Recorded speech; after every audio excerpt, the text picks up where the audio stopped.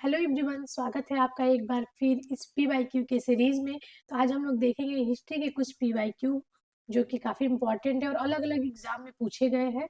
तो आप इस वीडियो को पूरा जरूर देखें, आपके लिए काफ़ी बेनिफिशियल होगा। जिस क्वेश्चन को डिस्क्राइब करना उसे हम लोग डिस्क्राइब करके भी देखेंगे। तो चलिए चलते हैं क्वेश्चंस की तरफ। पहला क्वेश्चन आप स्क्रीन पे देख रहे हैं। पहला क्वेश्चन आपका है, महाराणा रणजीत सिंह की राज्य की राजधानी थी, यानी कि महाराणा रणजीत सिंह की राजधानी कौन सी थी? तो कौन सी थी आपकी? लाहौर। लाहौर आपकी राजनीतिक राजधानी थी। दो राजधानियां थी उनकी, राजनीतिक ये थी और ये अमृतसर आपकी धार्मिक राजधानी थी। धार्मिक राजधानी थी। दूसरा बात करें तो कहीं कहीं पूछता है कि जो रणजीत सिंह है, सिखों के रणजीत सिंह शासक, इनके जीवनीकार कौन थे? तो विक्टर जैकमा। विक्टर जैकमा इनके जैकमा जीवनीकार थे। इनकी जीवनी लिखे हैं, जीवनीकार। ठीक है। इन्होंने ये कहा था कि रणजीत सिंह कहते हैं कि ईश्वर ने मेरी दोनों आंखें जो है कि एक आंखें, दो आंखें थी, एक आंख छीन ली इसलिए कि ताकि मैं सबको एक समान एक नजर से देखूं। ये रणजीत सिंह का कथन है। ठीक है, तो इसी रणजीत सिंह का ये कथन है। नेक्स्ट क्वेश्चन की तरफ बढ़ते हैं। दूसरा क्वेश्चन है आपका, parties and politics at the Mughal court. ये पुस्तक किसने लिखी है? बुक्स के नाम बहुत ज्यादा पूछे जाते हैं, तो याद रखिएगा। Parties and politics at the Mughal court किसकी है? तो सतीश चंद्र। सतीश चंद्र ने इसको लिखा है। और देखेंगे मुगल पतन में जो जागीरदारी संकट है, जागीरदारी संकट का सिद्धांत जो है, मुगल पतन से संबंधित, मुगलों के पतन, जो मुगल का पतन हो जाता है उसके बारे में जो जागीरदारी संकट दिया, इन्हीं सतीश चंद्रा ने दिया है। ठीक है। Agrarian system. ठीक है, एग्रेरियन एग्रेरियन सिस्टम। ठीक है, ये जो है कि और इरफान हबीब का, ये भी मुगल से ही संबंधित है। ठीक है। नेक्स्ट चलते हैं। मुगल काल में दरबारी भाषा थी। मुगल काल में कौन सी दरबारी भाषा थी? तो कौन सी थी? फारसी थी।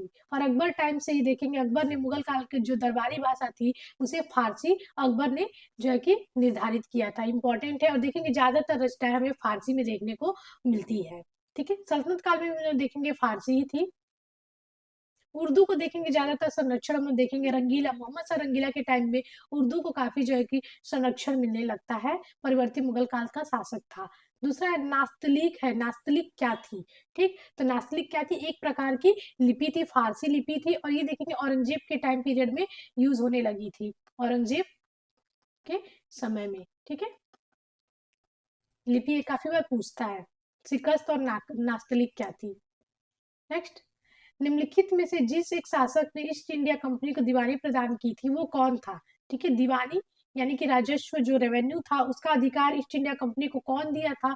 तो मुगल शासक शाह आलम द्वितीय। ठीक है, 1765 की इलाहाबाद की संधि के तहत, इलाहाबाद की संधि, जब ये 1764 के बक्सर के युद्ध में हार जाते हैं तो दो संधियां होती हैं, 12 अगस्त और 16 अगस्त को। ठीक है, पहला जो है कि मुगलों के बीच में होता है, दूसरा नवाब के बीच में। ठीक है, नवाब, और किसके साथ होता है? तो क्लाइव के साथ होता है। ठीक है, क्लाइव। ये 1764 के बक्सर के युद्ध के बाद होता है, बक्सर के युद्ध। नेक्स्ट, बक्सर के युद्ध के समय दिल्ली का शासक कौन था? ठीक, दिल्ली का शासक पूछा है, यानी कि मुगल शासक कौन था? देखिए क्वेश्चन को ऐसे जो है कि घुमा के पूछ सकता है। तो कौन था? शाह आलम द्वितीय था। शाह आलम द्वितीय देखेंगे 1764 के बक्सर युद्ध में भाग लेता है। सुजाउद्दौला भी रहता है, अवध का नवाब भी होता है, मीर कासम भी होता है। ठीक है, तो बक्सर के युद्ध के समय कौन था? शाह आलम द्वितीय मुगल शासक था। नेक्स्ट है, घोड़े के नाल के आकार की मेहराब सर्वप्रथम प्रयोग में लाई गई थी, यानी कि किस में जो है कि प्रयोग में लाई गई थी? तो अलाई दरवाजा। अलाई दरवाजा जो कि कुतुब मीनार के पास ही है, कुतुब मीनार। ठीक है, कुतुब मीनार के पास है। और इसका निर्माण किसने कराया है? तो अलाउद्दीन खिलजी। ठीक है, अलाउद्दीन खिलजी, खिलजी वंश का शासक ने कराया है। और इसी का गुम्बद के निर्माण के कारण इसे गुम्बद निर्माण का पिता भी कहते हैं। गुम्बद निर्माण का जनक या पिता अलाउद्दीन खिलजी को कहा जाता है, इसी अलाउद्दीन दरवाजा के निर्माण के कारण। और अलाउद्दीन खिलजी का सपना था कि कुतुब मीनार से भी ऊंची जो है कि एक दरवाजे का निर्माण करेगा, लेकिन उससे पहले उसकी मृत्यु हो जाती है। निम्नलिखित में से किस सुल्तान ने कुतुब मीनार की 5वीं मंजिल का निर्माण कराया था? तो कुतुबुद्दीन ऐबक, फिरोज शाह तुगलक, इल्तुतमिश, सिकंदर लोदी। तो पहले तो रखे, नींव किसने रखा था? कुतुबुद्दीन ऐबक, फिर उसकी मृत्यु हो जाती है। ठीक है, इसके बाद पूरा किसने किया था? तो इल्तुतमिश दूसरा शासक जो होता है पूरा किया इसे। और 5वीं मंजिल जब क्षतिग्रस्त हो जाता है तो उसके उसके जो है कि रिपेयरिंग कराता है। और 5वीं मंजिल का निर्माण कौन कराता है? तो फिरोज शाह तुगलक, तुगलक वंश का शासक। ठीक है, नेक्स्ट है, भारत में प्रथम मकबरा जो शुद्ध इस्लामी शैली से निर्मित है, तो बलबनी वंश का शासक बलबन। ठीक है, बलबनी वंश का होता है। और इसका जो मकबरा है वो शुद्ध इस्लाम शैली का मकबरा है। ठीक है, और मकबरों का पितामह किसे कहा जाता है? मकबरों का पितामह, पितामह या फिर जनक किसे कहा जाता है? इल्तुतमिश को। इल्तुतमिश को भारत में क्यों? क्योंकि इसने जो है कि सुल्तान गढ़ी अपने पुत्र नसरुद्दीन महमूद, सुल्तान गढ़ी का मकबरा सबसे पहले इसी ने बनवाया था। भारत में कोई मकबरा इसी ने बनवाया था। किसका था? इसके पुत्र नसरुद्दीन महमूद का था, जो मंगोलों के द्वारा लड़ते हुए मारा जाता है। ठीक है, नेक्स्ट, प्रथम वास्तविक मेहराब किस सल्तनत कालीन स्मारक में देखी जाती है? जो मेहराब है वो किस सल्तनत कालीन जो है कि वास्तविक मेहराब किस स्मारक में देखी जाती है? तो बलबन के मकबरे में हमें ये देखने को मिलता है। ये वही बलबन है जो अपने आप को ईरान के अफरा सियाब वंश का बताता है कि मैं ईरानी वंश का हूँ। और देखेंगे वैसी प्रथाओं को भी अपने दरबार में शुरू कराता है, जैसे कि देखेंगे सिजदा को शुरू कराता है ये। सिजदा जैसी सिजदा, पैबोस, नौरोज जैसे त्योहार को ये अपने जो है कि दरबार में शुरू कराता है। अपने पत्रों का भी नाम ईरानी नामों के जैसा रखता है। चुंबकीय दिशा सूचक यंत्र का सर्वोत्तम संदर्भ हमें किस में मिलता है? किस जो है कि पुस्तक में मिलता है? तो आपके जवामिल हिकायत में सबसे पहले हमें चुंबकीय दिशा सूचक यंत्र का मिलता है। ये भी पूछा जाता है।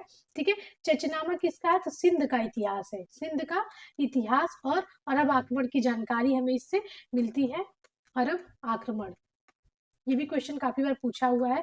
और कहा जाता है कि इसके जो लेखक है वो अज्ञात है, इसका पता नहीं है। और इसका देखेंगे खफी खा इसके अनुवादक है। खफी खा अनुवादक है इसके। क्वेश्चन है कि किसने स्वयं को हिंदुस्तान का तोता कहा है, या फिर तूतिए हिंद के नाम से किसे जाना जाता है? तो अमीर खुसरो। ठीक है, यहाँ पे डी नहीं होगा, ये गलत है। अमीर खुसरो को कहा जाता है, अमीर खुसरो को कहा जाता है तूतिए हिंद। और किसपे कहा है? नूर ए सिपीहर। जो नूर ए सिपीहर इनकी रचना है, जिसमें इन्होंने भारत की प्रशंसा की है, भारत की जलवायु, फल फूल पौधे, जिसमें इन्होंने उसका वर्णन किया है, उसमें इन्होंने खुद को तूतिए हिंद यानी कि भारत का तोता कहा है। ठीक है, इसमें हम लोग देखेंगे खिलजी वंश के शासक मुबारक खिलजी की भी हमें जानकारी मिलती है। मुबारक खिलजी की भी जानकारी मिलती है। नेक्स्ट, जो तूतिए हिंद अमीर खुसरो का जन्म कहाँ हुआ था? तो कहाँ पे हुआ था? पटियाली में हुआ था। याद रखिएगा, तूतिए हिंद अमीर खुसरो का जन्म पटियाली में हुआ था। तबकाते नासरी के लेखक कौन थे? कौन थे? तो वो है मिनहाज सिराज। तबकाते नासरी के लेखक है। और ये नासिरुद्दीन महमूद थे। गुलाम वंश के शासक नासिरुद्दीन महमूद को ये समर्पित है। और इसी में इन्होंने इसको दिल्ली का आदर्श सुल्तान, इसी में मिनहाज सिराज ने दिल्ली का आदर्श सुल्तान कहा, इसी पुस्तक में आदर्श सुल्तान। याद रखिएगा, तबकाते नासरी में इन्होंने कहा है और ये इन्हीं को समर्पित है। निम्न भाषाओं में से किस भाषा को दिल्ली सुल्तानों ने संरक्षण दिया था? यानी कि दरबारी भाषा कौन थी? तो वो कौन है? फारसी। मुगलों के टाइम में भी देखेंगे फारसी ही थी, ज्यादातर चीजें हम लोग देखेंगे फारसी में लिखी जाती थी। नेक्स्ट है, निम्न में से किस संगीत वाद को हिंदू मुस्लिम गान वादों का सबसे श्रेष्ठ मिश्रण माना गया है? तो वो कौन है? सितार। ठीक है, सितार है। नेक्स्ट है, निम्नलिखित में से किस सुल्तान ने साम्राज्य की सीमाओं की सुरक्षा हेतु एक विशेष सेना नियुक्त की थी? कौन ऐसा सुल्तान था? तो वो अलाउद्दीन खिलजी। अलाउद्दीन खिलजी पहला जो है कि दिल्ली सल्तनत का शासक था जिसने अस्थाई सेना गठन की थी। अस्थाई सेना गठन की। दूसरा देखेंगे नगद भुगतान किया। सैनिकों के लिए देखेंगे बाजार व्यवस्था लाया, मार्केट सिस्टम लाया, बाजार व्यवस्था। ठीक है, दूसरा देखेंगे दाग और दाग जो घोड़ों के लिए था, और हुलिया प्रथा सैनिकों के लिए दाग हुलिया प्रथा इसने लाया। और बहुत सारे कर देखेंगे, घरी कर, चरी कर, ये सारे कर लाए। शराब को बंद किया इसने अपने टाइम पीरियड में, और बहुत सारी चीजें देखेंगे। उत्तर और दक्षिण के अभियान किए इसने। नेक्स्ट, मांडू विजय दक्षिण विजय की कुंजी थी, यह किसने कहा था? ये किसका कथन है कि जो मांडू की विजय थी वो दक्षिण विजय की कुंजी थी? तो ये किसका कथन है? अमीर खुसरो का कथन है। ठीक है। नेक्स्ट, भारत में पोलो खेल का प्रचलन किया था, मतलब भारत में पोलो खेल का प्रचलन कौन किया था? तो तुर्कों ने किया था। और देखेंगे कि जो तुर्क शासक था, या फिर गुलाम वंश का शासक था पहला, या गुलाम वंश का संस्थापक कह ले, यहाँ गुलाम है, ठीक है, संस्थापक था कौन था? कुतुबुद्दीन ऐबक। उसका इस पोलो खेलते ही, पोलो के खेलते समय इसकी मृत्यु हो जाती है। पोलो या फिर चौगान कह ले, घोड़े से गिर के इसकी मृत्यु हो जाती है। मुगल सम्राट जहांदार शाह के शासन का समय से पूर्व अंत कैसे हुआ? उनके वजीर ने उन्हें गद्दी से उतार दिया। सीढ़ी से उतरते समय फिसलने के कारण उनकी मृत्यु हो गई। एक युद्ध में अपने भतीजे द्वारा पराजित हुए। मदिरा के अत्यधिक सेवन के फलस्वरूप रोग के कारण उनकी मृत्यु हुई। बिल्कुल गलत है, यहाँ पे है एक युद्ध में वो अपने भतीजे द्वारा पराजित हो गए थे। कौन? जहांदार शाह। ठीक है, जहांदार शाह उत्तरवर्ती मुगल काल का शासक है। निम्नलिखित में कौन मुगल काल में राजा बनाने वाले थे, या फिर किंग मेकर्स किन्हें कहा जाता था मुगल काल में? ठीक, तो ये आपका उत्तरवर्ती मुगल काल से रिलेटेड है। और इन्हें हम लोग क्या कहते हैं? सैयद बंधु कहते हैं। ठीक है, सैयद बंधु। ठीक है, सैयद बंधु, किंग मेकर्स। ठीक है, हुसैन अली और अब्दुल्ला। ठीक है, इन्होंने बहुत सारे उत्तरवर्ती मुगल काल के शासकों को शासक बनाया और उन्हें गद्दी से उतारा, और इन्हें इसलिए किंग मेकर के नाम से जाना जाता है। ठीक है, महाराजा जय सिंह द्वितीय ने वैधशालाएं कहाँ कहाँ बनवाई थी? तो देखेंगे 5 जगहों पे इन्होंने वैधशालाएं बनवाई थी। ठीक है, तो कहाँ कहाँ बनवाई थी? तो यहाँ पे दिल्ली भी है, जयपुर, उज्जैन, वाराणसी। ठीक है, एक मिनट, यहाँ पे दिल्ली, जयपुर, उज्जैन, वाराणसी, इन चारों जगहों पे इन्होंने जो है कि वैधशालाएं बनवाई थी। नेक्स्ट, 1773 में जिन जे मोहम्मद शाही पुस्तक जो कि नक्षत्रों से संबंधित है, कि लेखक कौन थे? तो कौन थे वो आपके? तो आपके जयपुर के सवाई जय सिंह ही जो है कि इससे संबंधित थे। इंपॉर्टेंट है ये। रणजीत सिंह किस मिसल से संबंधित थे? किस मिसल से संबंधित थे? सुकेर चकिया। ठीक है, सिख शासक रणजीत सिंह सुकेर चकिया मिसल से संबंधित थे। ये भी क्वेश्चन काफी बार पूछे जाते हैं। कितने कुल मिसल थे? 12 मिसल थे। कुल कितने मिसल थे? 12 मिसल थे। और सबसे जो है कि शक्तिशाली भंगी मिसल था। ठीक है, पावरफुल जो था भंगी मिसल था। क्योंकि क्वेश्चन पूछ दिया जाता है। और रणजीत सिंह किससे थे? सुकेर चकिया से।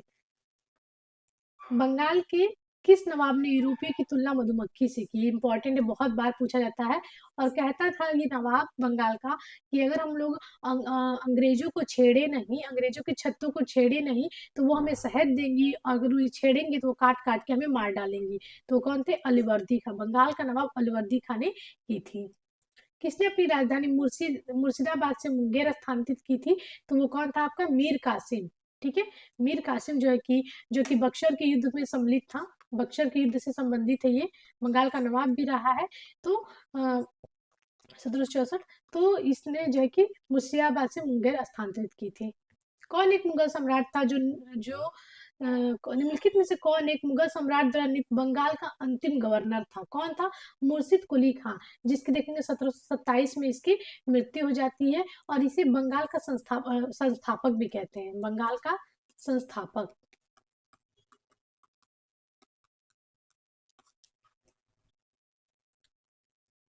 नेक्स्ट है, कलकत्ता का संस्थापक कौन था? कलकत्ता नगर का संस्थापक कौन था? तो जॉब चार्नाक। ठीक है, बहुत बार पूछा जाता है। जो गैरोल्ड गैरोल्ड अंगियार है वो बम्बई के संस्थापक है। बम्बई के संस्थापक। इंपॉर्टेंट, कभी कभी पूछा जाता है। नेक्स्ट, अलाउद्दीन खिलजी की प्रसिद्ध सेनापतियों में किसकी मंगोलों के विरुद्ध लड़ते हुए मृत्यु हुई थी? तो वो कौन था? जफर खां। जो तीसरा मंगोल आक्रमण हुआ था अलाउद्दीन खिलजी के टाइम पीरियड में, मंगोल आक्रमण, इसी टाइम पीरियड में हम लोग देखेंगे जो कि जफर खां जो की मृत्यु हो गई थी। कहा जाता है कि अलाउद्दीन खिलजी के कुल कितने खाते? अलाउद्दीन खिलजी के 4 खाते। अलाउद्दीन खिलजी के 4 खाते। 4 खान थे और इन पे बहुत गर्व करता था, तो वो थे जफर, अल्प खान, नुसरत खान और उल्लुग खां। ठीक, तो सबसे ज्यादा मंगोल आक्रमण भी देखेंगे तो किसके टाइम पीरियड में सबसे ज्यादा मंगोल आक्रमण, मंगोल आक्रमण अलाउद्दीन खिलजी के टाइम पीरियड में हुए हैं। कुल 6 कह लें या फिर 7 कह लें, इसके टाइम पीरियड में मंगोल आक्रमण हुए हैं। नेक्स्ट, जो रानी पद्मिनी का नाम अलाउद्दीन की चित्तौड़ विजय से जोड़ा जाता है, उनके पति का नाम क्या था? तो कौन थे वहां पे शासक? राणा रतन सिंह। 1303 में देखेंगे चित्तौड़ की विजय करता है अलाउद्दीन की, जो बाद में इसका नाम क्या रख देता है? खिजराबाद। खिजराबाद किसके नाम पे? अपने पुत्र के नाम पे इसका नाम खिजराबाद रखता है। इसका पुत्र कौन था? खिज्र खां। ठीक है, असरसन रीजन का क्वेश्चन है। कथन है आपका, अलाउद्दीन के दक्षिण अभियान धन प्राप्ति के अभियान थे। कारण है क्योंकि ये दक्षिण राज्यों को कब्जे में करना चाहता था। तो इसका जो सही ऑप्शन है ये क्या है? पहला तो सही है कि ये धन प्राप्ति के लिए लालसा से किया था, लेकिन ये बिल्कुल गलत है कि कब्जे के लिए किया था। आपको बता दें कि जो अलाउद्दीन खिलजी था वो गुप्त वंश के शासक समुद्रगुप्त, समुद्रगुप्त, इसने दो, इसकी भी देखेंगे उत्तर और दक्षिण की विजय दिखाता है। तो उत्तर के लिए इसने प्रबोध प्रदोप भूषण करके, प्रऊद भूषण करके एक टर्म है, अभी मुझे वो याद नहीं आ रहा सही से, मैं उसको प्रोनाउंस नहीं कर पा रही हूँ।